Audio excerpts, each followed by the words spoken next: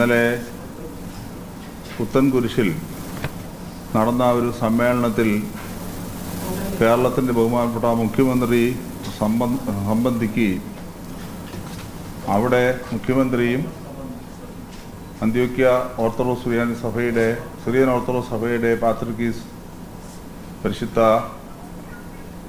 അപ്രയൻ ബാവ തിരുമേനി നടത്തിയ ചില പ്രസ്താവനകളും മലങ്കര സഭയ്ക്കും ദേശത്തിനും ദോഷം ചെയ്യുന്നതാണ് എന്ന് മനസ്സിലാക്കി യഥാർത്ഥ അവസ്ഥ എന്ത് എന്നുള്ളത് കേരള സമൂഹത്തെ അറിയിക്കുക എന്നൊരു ഉത്തരവാദിത്വം ഉള്ളതുകൊണ്ടാണ് ഇപ്പോൾ ഇങ്ങനെ ഒരു മീറ്റിംഗ് വിളിച്ചു കൂട്ടുവാനിടയായത്. പരിശുദ്ധ അന്ത്യോക്യ പാത്രിക്കീസിൻ്റെ കേരളത്തിലേക്കുള്ള വരവ് മലങ്കര സഭ ഒരിക്കലും അതിന് തടസ്സം നിന്നിട്ടില്ല, അതിനെ എതിർക്കാനും പോയിട്ടില്ല. അതൊരു യാഥാർത്ഥ്യമാണ്. എന്നാൽ അതേസമയം തന്നെ മലങ്കര സഭയുടെ ഭരണഘടനയും ബഹുമാനപ്പെട്ട സുപ്രീം കോടതി നൽകിയിരിക്കുന്ന വിധിന്യായങ്ങളും പരിഗണിക്കുമ്പോൾ മലങ്കരയിലേക്കുള്ള അദ്ദേഹത്തിൻ്റെ വരവിന് ചില പ്രോട്ടോക്കോളുകളൊക്കെ ഉണ്ട്. അതൊക്കെ ലംഘിച്ചാണ് അദ്ദേഹം ഇവിടെ വന്നിരിക്കുന്നത് എന്ന ഒരു യാഥാർത്ഥ്യം ആദ്യം തന്നെ പറഞ്ഞു കൊള്ളട്ടെ. മലങ്കര സഭയിലൊരു തർക്കമുണ്ട് എന്നുള്ളത് എല്ലാവർക്കും അറിയാവുന്നതാണ്. അത് കുറച്ച് കാലങ്ങളായിട്ട് നീണ്ടുവരുന്ന തർക്കമാണ്.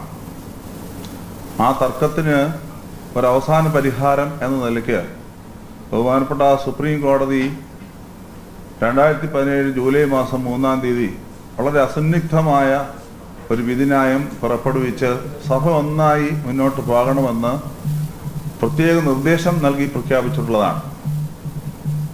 അതിൽ വളരെ വ്യക്തമായി പല കാര്യങ്ങൾ പറയുന്നുണ്ട്. അത് നിങ്ങൾക്കെല്ലാവർക്കും അറിവുള്ളതാണ്. ഞാനത് ആവർത്തിക്കേണ്ട കാര്യം ഇല്ല എന്നാണ് കരുതുന്നത്. മലങ്കര സഭ ഒന്നേ ഉള്ളൂ.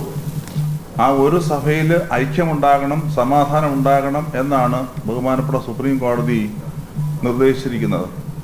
അതിനു വേണ്ടിയാണ് മലങ്കര ഓർത്തഡോക്സ് സഭ ആദ്യ സമയം മുതൽ തന്നെ 2017 ജൂലൈ 3 വിധി ഉണ്ടായ സമയം മുതൽ തന്നെ ശ്രമിച്ചുകൊണ്ടേയിരിക്കുന്നത്.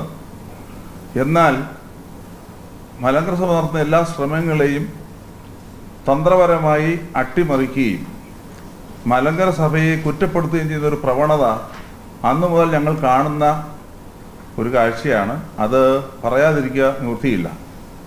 ബഹുമാനപ്പെട്ട കേരള മുഖ്യമന്ത്രി അദ്ദേഹം കേരളത്തിൻ്റെ മുഖ്യമന്ത്രിയാണ് എന്നാണ് ഞങ്ങളുടെ വിചാരം. അങ്ങനെ ഒരാൾ ഒരു വിഘടിച്ചു നിൽക്കുന്ന ഒരു വിവാഹത്തിൻ്റെ മീറ്റിങ്ങിൽ പങ്കെടുത്തതിൽ ഞങ്ങൾ വിരോധമൊന്നുമില്ല. ആ മീറ്റിങ്ങിൻ്റെ ടൈറ്റിൽ വേറൊന്നായിരുന്നല്ലോ. അങ്ങനെയുള്ള ഒരു മീറ്റിങ്ങിൽ അദ്ദേഹത്തിന് പങ്കെടുക്കുന്നതിൽ ഞങ്ങൾ തടസ്സമൊന്നും പറയുന്നില്ല. എന്നാൽ പങ്കെടുത്ത് നിയമപരമല്ലാത്തതായ രീതിയിലുള്ളതായ ചില കാര്യങ്ങൾ അവിടെ പ്രസ്താവിക്കുകയും വാഗ്ദാനങ്ങൾ നൽകുകയും ഒക്കെ ചെയ്യുന്നതായിട്ട് ഇന്നും പത്രമാധ്യമങ്ങളിലൂടെ മറ്റും അറിയുവാനായിട്ട് ഇടയായി. അത് സുഖകരമായ ഒരു കാര്യമല്ല. ജനാധിപത്യ രാജ്യത്തിലെ ഒരു മുഖ്യമന്ത്രിക്ക് ചേർന്നതാണോ അതെന്ന് ഞങ്ങൾ ഉറച്ച് സംശയിക്കുന്നു. നിഷ്പക്ഷത പാലിക്കേണ്ട ഒരാളാണ് കേരളത്തിൻ്റെ മുഖ്യമന്ത്രി. നിഷ്പക്ഷത പാലിക്കുക എന്ന് പറഞ്ഞാൽ നീതിന്യായ വ്യവസ്ഥകൾക്കനുസരിച്ച് കാര്യങ്ങൾ കൃത്യമായി പോകണമെന്ന് എല്ലാവരോടും ഒരുപോലെ പറഞ്ഞ് നിയമം നടപ്പിലാക്കി മുന്നോട്ട് കൊണ്ടുപോകേണ്ട ഒരാളാണ്. ബഹുമാനപ്പെട്ട സുപ്രീം കോടതിയിൽ നിന്ന് പല പ്രാവശ്യം വിധി വന്നിട്ട് അതിന് ആത്യന്തികമായൊരു വിധി വന്നിട്ടും വീണ്ടും അതിനകത്ത് കുഴപ്പമുണ്ട് എന്ന് കേരളത്തിൻ്റെ മുഖ്യമന്ത്രി തന്നെ പബ്ലിക്കായിട്ട് വിളിച്ചു പറയുക എന്ന് പറഞ്ഞാൽ അത് നീതിന്യായ വ്യവസ്ഥയോടുള്ള വളരെ ശക്തമായൊരു വെല്ലുവിളിയായിട്ടാണ് ഞങ്ങൾ കാണുന്നത്. സഭയിൽ സമാധാന ശ്രമം 2017 ജൂലൈ മാസം 3-ാം തീയതി വിധി വന്നതിന് ശേഷം പല രീതിയിലുള്ള സമാധാന ശ്രമങ്ങൾ മലങ്കര സഭ നടത്തിയിട്ടുണ്ട്. ബഹുമാനപ്പെട്ട മുഖ്യമന്ത്രിയുടെ സാന്നിധ്യത്തിൽ തന്നെ സമാധാനത്തിന് വേണ്ടിയുള്ള ചർച്ചകൾ പല പ്രാവശ്യം നടത്തിയിട്ടുണ്ട്. ഏറ്റവും അവസാനം പരിശുദ്ധ കത്തോലിക്ക ബാവ തിരുമേനി തന്നെ അദ്ദേഹത്തെ നേരിട്ട് കണ്ട് സമാധാനത്തിനുള്ള ചില നിർദ്ദേശങ്ങൾ ഒക്കെ നൽകുകയും അത് തുടർ ചർച്ചയ്ക്ക് വിധേയമാക്കാമെന്ന് കൃത്യമായിട്ട് പറയുകയും ചെയ്തിട്ടുള്ളതാണ്. എന്നിട്ടും വീണ്ടും ഒരു കൂട്ടത്തോട് ചേർന്ന് നിന്ന് ഇങ്ങനെ പരസ്യമായി തന്നെ മറ്റൊരു കൂട്ടത്തെ അവഹേളിക്കുകയും ആ ഒരു കൂട്ടത്തെ ഞങ്ങൾ സ്വീകരിക്കുകയും ചെയ്യുന്നുവെന്ന രീതിയിൽ സംസാരിക്കുന്നത് വളരെ ബുദ്ധിമുട്ടുണ്ടാക്കുന്ന ഒരു കാര്യമാണെന്നുള്ളത് ഞാൻ ഈ സമയത്ത് പ്രത്യേകമായിട്ട് ഓർപ്പിക്കുകയാണ്. പുതിയ നിയമനിർമ്മാണം വീണ്ടും വേണം എന്നുള്ളതാണ് പരിശുദ്ധ അന്ത്യോക്യ പാത്രിക്കീസ് ഇന്നലെ പ്രഖ്യാപിച്ചത്. മലങ്കര സഭയിലേക്ക് അദ്ദേഹം വന്നതും മലങ്കര സഭയുടെ വിശ്വാസികളെ കാണുന്നതും തീർച്ചയായും നിയമപരമായി പ്രോട്ടോകോൾ അനുസരിച്ചല്ല എന്ന് ഞാൻ ആദ്യം പറഞ്ഞുകൊള്ളു. എന്നാൽ അതിനോടൊപ്പം അദ്ദേഹം ബഹുമാനപ്പെട്ട ഇന്ത്യയുടെ സുപ്രീം കോടതി വിധിയിൽ പറഞ്ഞിരിക്കുന്ന കാര്യങ്ങൾക്ക് വിരുദ്ധമായ കാര്യങ്ങൾ പബ്ലിക്കായിട്ട് സംസാരിക്കാനായിട്ട് തുടങ്ങിയിരിക്കുന്നു എന്നുള്ളതാണ് കാണുന്ന ഒരു കാഴ്ച.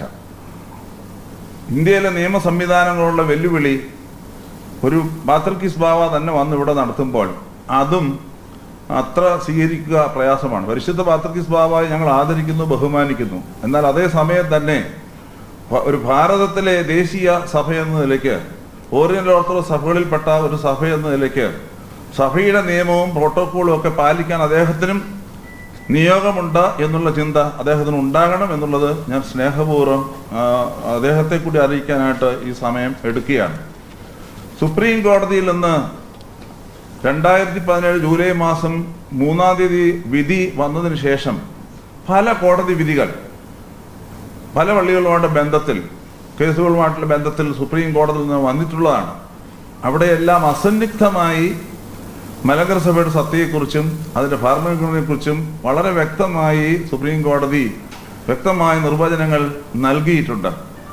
എന്നാൽ അതിനെയെല്ലാം അട്ടിമറിച്ച് ഒരു പുതിയ നിയമം വീണ്ടും കൊണ്ടുവരണം എന്ന് പറയുമ്പോൾ അത് കേരളത്തിൽ നിലവിലിരിക്കുന്ന സഭാതർക്കം വീണ്ടും വർദ്ധിപ്പിച്ച് ഇവിടെ ഒരു അസമാധാനം സൃഷ്ടിച്ചു കഴിഞ്ഞാൽ ഞങ്ങൾക്ക് കാര്യം നേടിയെടുക്കാം എന്നുള്ള ഒരു ചിന്തയാണോ അതിൻ്റെ പിന്നിലുള്ളത് എന്ന് പരിശോധിക്കേണ്ട ഒരു വിഷയമാണ്. അത് വളരെ ഗൗരവത്തോടെ നാം കാണണം. കൃത്യമായ നിയമങ്ങൾ ഭാരതത്തിൻ്റെ പരമോന്നത നീതിപീഠം നൽകിയിരിക്കുമ്പോൾ അതിനെ അതിലംഘിച്ചുകൊണ്ട് വീണ്ടും നിയമങ്ങൾ ഉണ്ടാക്കി പ്രശ്നങ്ങൾ സൃഷ്ടിക്കാമെന്ന് കരുതുന്ന ഒരു പ്രവണത, അത് അപകടകരമായ ഒരു സൂചനയാണ്. ഇത് മലങ്കര സഭയ്ക്ക് മാത്രമുള്ള ഒരു അപകടമല്ല, ഭാവിയിൽ ഇത് മറ്റുള്ളവർക്കും അപകടകരമായി മാറും എന്നത് ഒരു യാഥാർത്ഥ്യമാണ്. മറ്റൊരു പ്രധാനപ്പെട്ട കാര്യം, ഇന്നലെ ബഹുമാനപ്പെട്ട മുഖ്യമന്ത്രി അവിടെ പ്രസ്താവിച്ച ഒരു കാര്യമുണ്ട്. യാക്കോബായ സഭയ്ക്ക് അവർക്ക് പുതിയ അസ്തിത്വം നിലനിൽക്കും എന്ന കാര്യം, അതിൽ ഞങ്ങൾക്ക് തർക്കമൊന്നുമില്ല. മലങ്കര സഭയുടെ അസ്തിത്വം പരിശുദ്ധ കർത്താവിൽ നിന്ന് പരിശുദ്ധ മാർത്തോമാ ശ്ലീഹ സ്വീകരിച്ചത് ശ്ലൈഹികമായി തന്നെ കേരളത്തിൽ പൈതൃകമായി കിട്ടിയിട്ടുണ്ട്. മലങ്കര സഭയ്ക്ക് അത് കിട്ടിയിട്ടുണ്ടെന്ന് ഉറച്ചു വിശ്വസിക്കുന്നവരാണ് ഞങ്ങൾ. ആ അസ്തിത്വത്തെ ഭാരതത്തിൻ്റെ പരമോന്നത നീതിപീഠം വളരെ കൃത്യമായി സ്വീകരിച്ചിട്ടുമുണ്ട്, അതിനെ അംഗീകരിച്ചിട്ടുമുണ്ട്. ആ അംഗീകരിച്ച അസ്തിത്വത്തിന്മേൽ വിഘടിച്ചു നിൽക്കുന്ന ഒരു സമൂഹത്തിന് പുതിയ അസ്തിത്വം നൽകുന്നെങ്കിൽ കൊടുത്തുകൊള്ളട്ടെ, അതിൽ വിരോധമില്ല. പക്ഷേ അത് മലങ്കര സഭയുടെ സത്തയോ മലങ്കര സഭയുടെ സ്വത്തിനെയോ മലങ്കര സഭയുടെ ശ്ലൈഹികതയോ മലങ്കര സഭയ്ക്ക് ലഭിച്ചിരിക്കുന്ന നിയമവ്യവസ്ഥകളെയോ വെല്ലുവിളിക്കുന്ന രീതിയിലായാൽ അത് ബുദ്ധിമുട്ടുണ്ടാക്കുന്ന ഒരു കാര്യമായിരിക്കും എന്നുള്ളത് അസന്നിഗ്ധമായിട്ട് ഇവിടെ പറയേണ്ടി ഇരിക്കുന്നു. അതാണ് ഞാനിവിടെ പറയാനായിട്ട് ആഗ്രഹിക്കുന്നത്. മലങ്കര മെത്രാപ്പോലീത്ത സ്ഥാനം എന്നൊരു പദവി ഇന്നലെ കൂടിയ പുത്തൻകുരിശിൽ കൂടിയ സമ്മേളനത്തിൽ പ്രഖ്യാപിക്കുന്നതായി കേൾക്കുകയുണ്ടായി. സ്ഥാനനാമങ്ങൾ ആർക്കും എങ്ങനെയും സ്വീകരിക്കാം, അതിന് വിരോധമൊന്നുമില്ല. പക്ഷേ മലങ്കര മെത്രാപ്പോലീത്ത സ്ഥാനം അതിൻ്റെതായ അർത്ഥമുള്ളതാണ്. അത് വിദേശത്തു നിന്ന് കൊണ്ടുവന്നൊരു സ്ഥാനമൊന്നുമല്ല. പല കാര്യങ്ങളും വിദേശത്ത് നിന്ന് വന്നിട്ടുണ്ടെന്നുള്ളൊരു യാഥാർത്ഥ്യമാണ്. എന്നാൽ മലങ്കര മെത്രാപ്പോലീത്ത സ്ഥാനം വിദേശത്തു നിന്ന് വന്ന ഒന്നല്ല. അത് കേരളത്തിലെ ഭാരതത്തിലെ സഭയ്ക്ക് അർക്കോദിയക്കന്മാർ, മാർത്തോമാ മെത്രാന്മാർ ഇങ്ങനെ ഭരണം നടത്തി വന്ന് അത് രൂപപ്പെട്ടു വന്ന ഒന്നാണ് മലങ്കര മെത്രാപ്പോലീത്ത എന്ന സ്ഥാനം.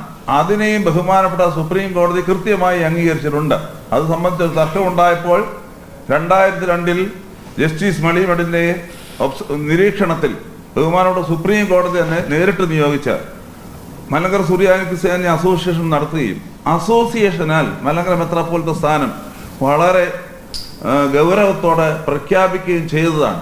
അതല്ലാതെ ഒരു അനുമോദന സമ്മേളനത്തിൽ കൂടുമ്പോൾ അത് വിദേശത്തുനിന്ന് കൊണ്ടുവന്ന ഒരു സാധനമാണ് എന്ന് പറഞ്ഞ് ഒരു റിബൽ മലങ്കര മെത്രാപ്പോലത്തെ പ്രഖ്യാപിക്കുന്ന രീതി അത് സുപ്രീം കോടതി വിധിയുടെ ലംഘനമാണ്.